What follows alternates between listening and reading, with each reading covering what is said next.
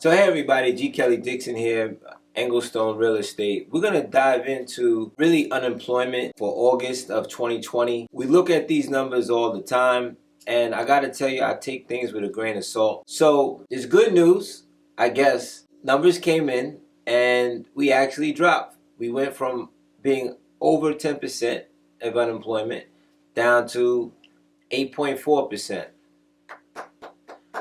Now, before the pandemic, these are definitely recession type numbers as far as unemployment. But what can we say? We're adding jobs. I got to take this information with a grain of salt because there's a lot of information that honestly they're leaving out. The first thing is how they calculate unemployment. You got to understand that they don't even count people receiving unemployment. What they count is really a survey, and they survey people if you're actually looking for a job. So if you're not looking for a job and you are on unemployment, technically you're supposed to be looking for a job if you are on unemployment, but they don't necessarily use the unemployment statistics to calculate the they don't use the people unemployment benefit statistics to calculate people that are on unemployment or the unemployment rate. So we have some issues with that. The second piece is that when you calculate the unemployment rate, you're not adding people that aren't looking for employment. So if you've given up on the market and you don't have a job, you're not counted in the unemployment statistics. So there's always room to say that there's probably a higher percentage of people unemployed that are being reported. So that's the first piece. Now, the good news is that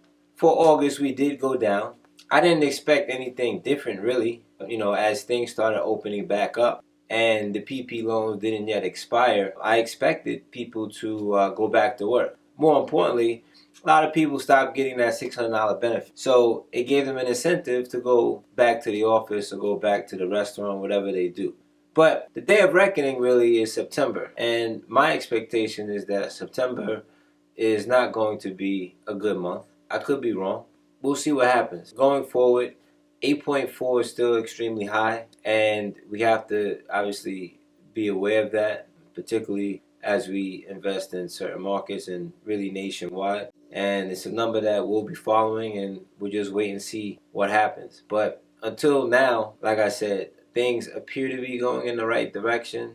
I can't say that I'm a believer. I think that employment is going to spike back up or start heading in the opposite direction going into the winter months, but we'll see what happens. It is, I guess, good news for now, but I would not take too much from it. I'm still very pessimistic as it pertains to unemployment in the near future. G. Kelly Dixon.